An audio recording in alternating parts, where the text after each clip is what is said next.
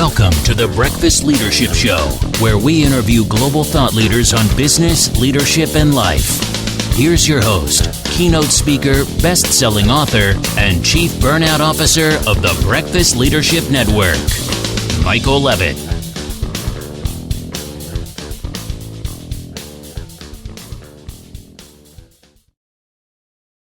Welcome back. I have two amazing guests today. I've got Greg Hiebert and Dennis O'Neill. Welcome to the show, guys. Thank you very much. It's a pleasure to be here. Thank you, Michael. Thrilled you're both here. You both have huge backgrounds in leadership, and your careers have been amazing and have impacted millions upon millions of people. And I'll make sure that your bios and all that are in the show notes so people can read up and follow you and all of that good stuff. But today I want to talk about your book. And even in the pre-show, we had mentioned that there are millions of leadership books out there. And unfortunately, or fortunately, I should say, your book stands out different from all of those because it focuses on the challenges of new leaders, whether they're new into a leadership role, let's say they move from management to leadership, director level or whatnot, or even those that have been in the C-suite and they've been promoted or they've taken on new responsibilities and the rules have changed for them. And your book highlights on that. So let's dive into the book. And I always ask this of authors too. It's like, why in the world would you sacrifice so much of your life to write a book? Because it's a sacrifice. You know that. There's a lot of time and effort that's put into it. But would love to hear your thoughts on what motivated you to write the book, and then we'll dive into what the book's all about. Sure, I'll take that first, Greg, if that's okay. Michael, we a couple years ago, about 2 years ago, I guess, we were with one of our clients that had engaged leadershipForward to help them not only on their team leadership development, but on their individual growth as well. And I would call this a great success story because he was the president of a business unit and ran somewhere around 250 people and 100 million a year, and had a very, very successful business as part of a larger corporation. And almost overnight, he was rewarded for his great work and success, and he got 6 business units that he was now responsible for. So in our one-on-one coaching sessions, he asked Greg and I, what's out there for me? How do I really understand how to make this leap from being the subject matter expert to now running organizations where my subordinates know more than I do? And that they are far more experienced and maybe even far more skilled. And Greg and I did a tremendous amount of research and looking in our backgrounds and our academic work, and found just a plethora of different works out there. But the vast majority split into one of two categories. It was either written towards how to be a great CEO, or it was written towards how to manage your first line leadership job, your first job leading other people. But this notion about, how do I change altitude? How do I to rise up in the organization and identify the fundamental skill sets that are required that are different than what I did before? So one example I like to use is, you're a great forklift operator. So you drive the heck out of a forklift. And then you get promoted to be head of all the forklifts. And as long as you're the subject matter expert, you continue to thrive. Well, then that individual gets promoted to be a head of a distribution. This is the first time they've had to work with logistics and unions and, all of the different things goes in. It's just a different skill set. And some people make that transition relatively easy. But I think for most people, that's a difficult transition because either you just try to do the same thing you've always done, or you focus on what your areas of expertise are and don't recognize the skill sets that are required to be developed over time that are fundamentally different than what made me successful. So the old adage, what got us here is probably not what we need.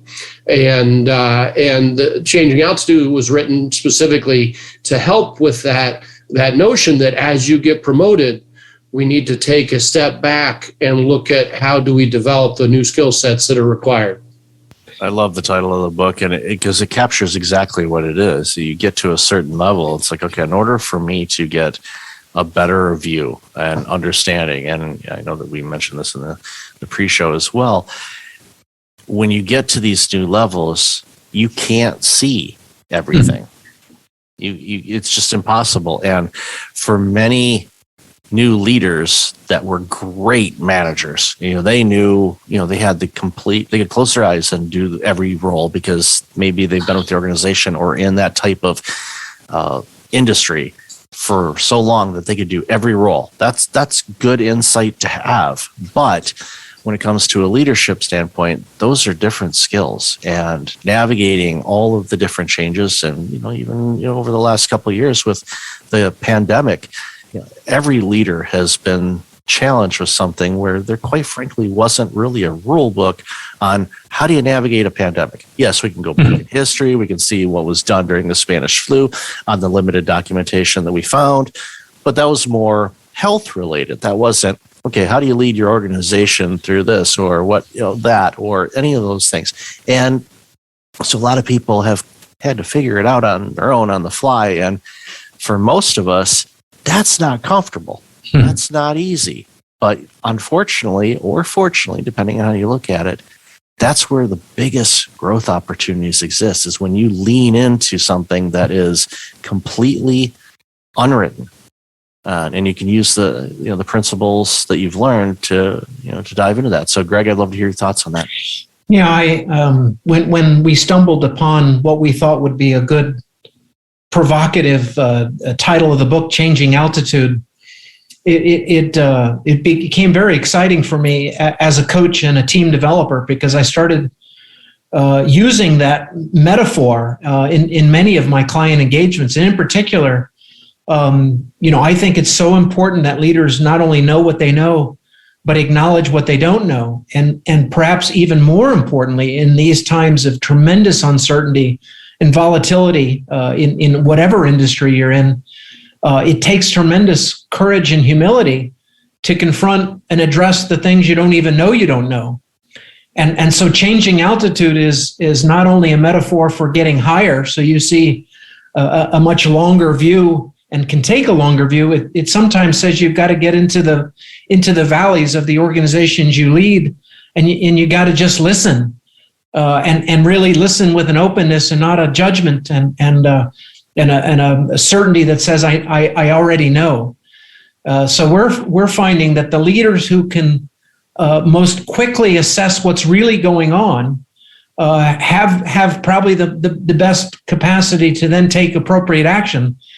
And to know what's really going on, as Denny said, you're going to have to get your insight differently, using that analogy of the forklift driver who, hey, listen, I know forklifts inside and out. There's nothing you can teach me. But now I'm running the distribution center, and there's a thing called a budget. What the heck is that? I'm a former accountant. I know what budgets are. And I used to have hair when I first got into accounting, and well, now you can see not so much, but it happens to many of us. But the changes and not being prepared, and I love how you've mentioned courage of saying, I don't know what I don't know. And I was in a meeting with a client earlier, and there's some changes that are going on in the organization on some of the protocols they do. There was a change in staff, there was a retirement, and the organization looked at that as an opportunity to shift some direction on a few things and improve some protocols and whatnot. And of course, there was a lot of people that have been with the organization for a long time. That dreaded C word, change, creeped in, and you could tell they were being bothered. So the leaders that are part of the organization and working with them, I told them, it's like, okay, you have to hear what people are saying, but you also have to listen. Because sometimes those may not be completely the same thing. It could be an element of fear, anxiety, a variety of different things. And every leader faces that. And I'm not suggesting that, leaders become 100% vulnerable on things, but they got to find that comfort spot to say, I don't know. this is all new, but we can use the skills and the personnel that we have here to navigate through this and get through this, and just have really rock solid communication on direction and reminding yourself of who you are. Some organizations probably forget who they are because we're so busy doing what we do. Sometimes we forget who we are. We the company logo, and it tells us who we are, but other than that, we may forget what we actually do. We could not agree more. And I guess where I would add to that, Michael, is on Saturday, I had a client ask me to zoom in as they were in beautiful Cancun in a morning session, and probably were hoping to get to the beach after my session with them. But one of the things I did with them is to help them understand that one of the ways you change altitude with a team is get the team to commit to a clear set of behavioral commitments that they can honor and hold each other accountable to.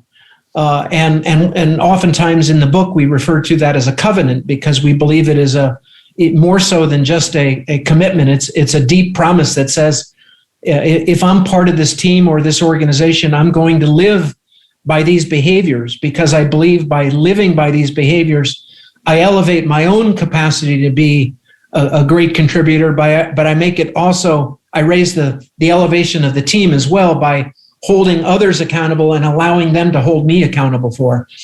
Both Dennis and I served in the military, and there is nothing more important to a young soldier than part of the warrior creed that says, I will never leave a fallen comrade on the field of battle. And that sense of, no matter what, we'll get you home, it is a powerful motivator, for a young soldier to go, these guys have my backs at all times. So, there is something about being able to elevate human performance and human motivation by getting that team to agree to a set of covenants that will bind them in the good times and, more importantly, in the bad. I'd love to hear your thoughts on that, Dennis, but I think the unity within an organization demonstrates how strong an organization can be if there's a united front as far as what is the mission of the organization, challenging times and whatnot. But I'd love to hear your thoughts on that as well, Dennis. Absolutely. It's that notion of alignment in my mind, and getting clarity. And by that, I want to be a little bit more specific in some of the frameworks we go into in the book. So, as Greg mentioned, we do come from military backgrounds, and as like military medicine in many industries, there's a heck of a lot of acronyms. So one of them being this notion of VUCA, the volatile, uncertain, complex, and ambiguous environment. And then you mentioned the pandemic that has gone on for 2 years now, and for most people that was a VUCA. It was volatile, uncertain, complex, and ambiguous, and it has changed numerous business models. It has changed a lot of the ways we interact, and certainly has changed ways that we build teams. So to get that notion of clarity and alignment in a somewhat distanced approach, it takes this notion that, hey, the world is different. It has evolved. There are some certain necessities that come out of that, but this focus on the individual and to make sure that we have a common vision or a common goal. It has to start with, really a deep understanding of where we're at today. What's our organization look like? And then, that notion of clarity in a second step about what do we want right to look like? If we want to look towards a better tomorrow, how would we collectively define what that looks like, and what do we agree on is our success? And then, once we have that, what's it look like today? what's our common understanding of a better tomorrow, then we can get into the how we're going to act, where are we going to act, what are the resources we need in order to take a framework that works in this VUCA environment, but give me a starting point as a leader. Give me something that I can actually use in my organization. So we move it from kind of a esoteric or academic approach to something that's very practical and hands-on and applies not only in the world today, but hopefully in those unforeseen environments that we're going to be operating in the corporate world tomorrow. Yeah, the military lessons paved through, and before I even continue, thank you both for your service. I always make sure to mention that. My dad served during Vietnam. My uncle did as well. My grandfather during World War II had an uncle, a great uncle, that was at Pearl Harbor.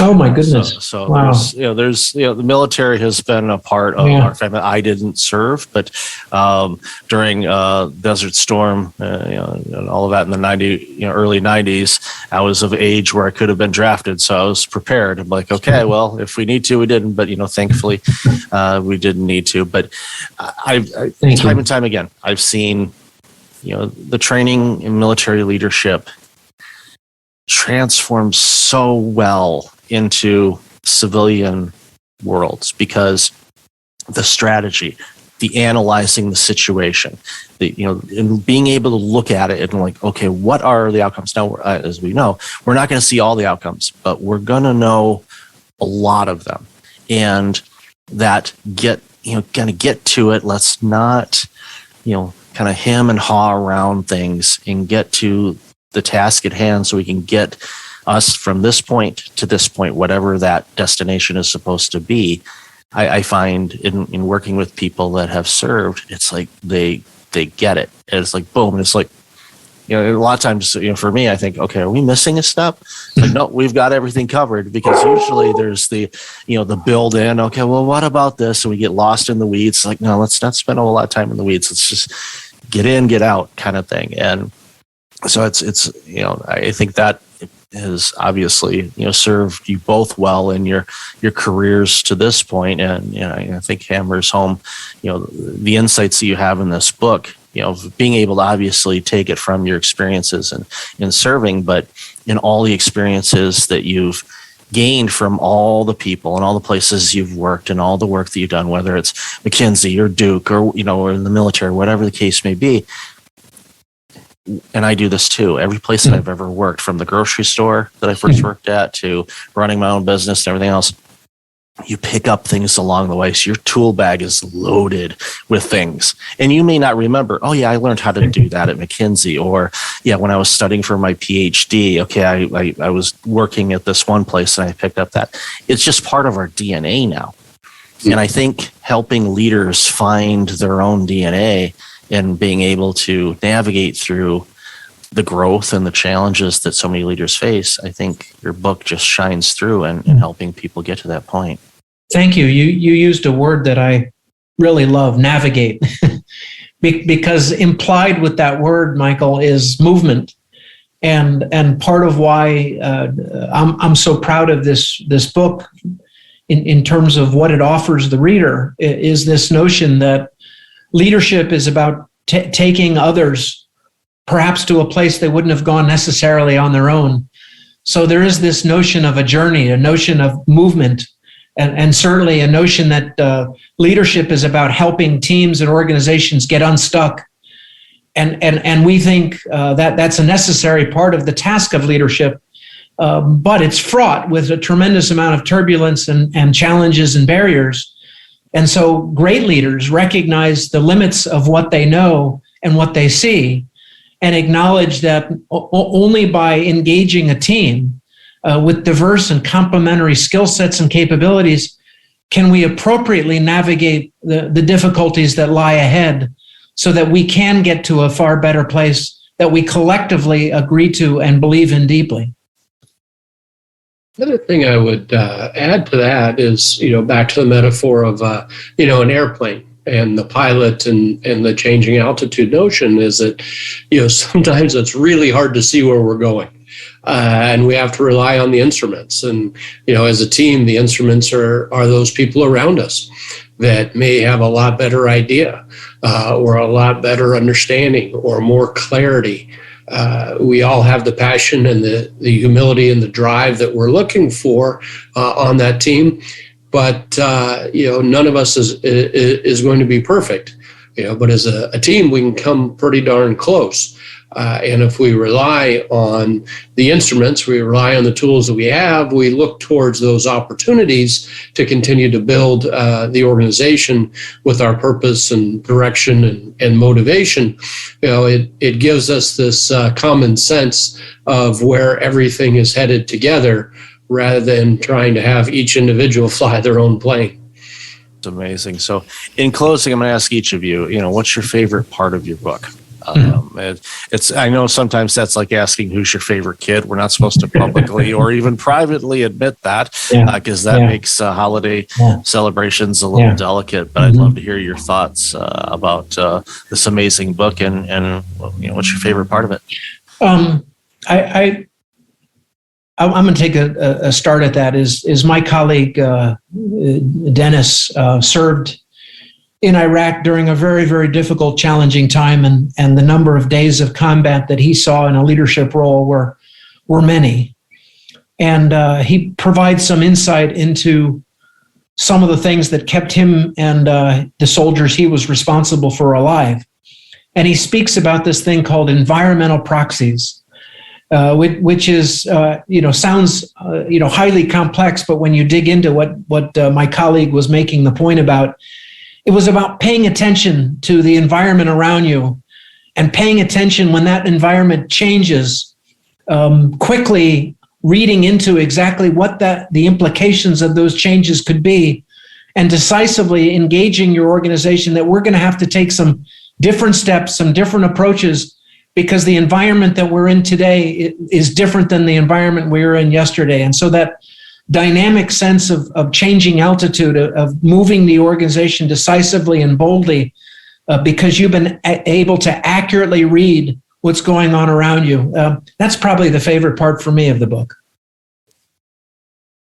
And to be honest, Michael, the favorite part for me was not an individual section of the book. It was the collaborative effort that Greg and I had in writing it together. It was a real compilation of decades of studying this in business, whether it be in the industrial manufacturing sectors that I was in, or telecom that Greg was in, or headhunters, taking all of that. And then many of our stories come out of the work we do in our coaching, in terms of helping people be their best self. If you ever had to ask me to summarize what do I do, it's it's helping people transition from being somebody has been rewarded for answering somebody's question right through their whole career, and help them transition into somebody who is rewarded for now making sure the right questions get asked. And that's something I couldn't have done on my own. It took Greg and I doing this together in terms of our own experiences, our own stories, and then putting them together into a coherent fashion to help people really take an internal look at what are my strengths, what are my weaknesses, and how do I maximize my strengths and develop my opportunities. So that holistic notion of giving people the chance and the opportunity to reflect and to grow and to be their best self is what I really enjoyed writing, because I do think that changing altitude is something that many, if not most people in their professional careers experience, but helping them have a roadmap so that they can do it a little bigger, faster, and stronger is something that Greg and I take great pride in. So that's my favorite part of the book is just simply helping people grow, develop, and be their best self, regardless of what sector they're operating in. That's amazing. And This book belongs on every bookshelf, and it'll make leaders stronger. And when you have strong leaders, you have strong companies. If you have strong companies, you have strong products and services that you and I purchase every day, which will be better, which makes humanity better. It has such a positive ripple effect. And I'm thankful that you guys dedicated your life and the work that you've done and put it to print to help others reach the goals that they know that they can get. They're just not sure how to get there. So I've loved this conversation. Where can people find out more about you two and the book and everything else you're doing? LeadershipForward.com is our company. The book is under changingaltitude.co, and is certainly available on Amazon in multiple formats, and very pleased that it'll be out in audio in the next month or so as well. So pick up the paperback, hardback, or digital copy now on Amazon for Changing Altitude, How to Soar in Your New Leadership Position. That's awesome. I'll definitely have that information in the show notes. So, Dennis, Greg, thank you so much for the work that you do. Really appreciate this conversation today, and enjoy the rest of your day. And thank you again. Thank you, Michael. Appreciate it. Have a great day. Thanks. Thanks for listening to the Breakfast Leadership Show, part of the Breakfast Leadership Network. Visit breakfastleadership.com for tips on empowering your business and your life.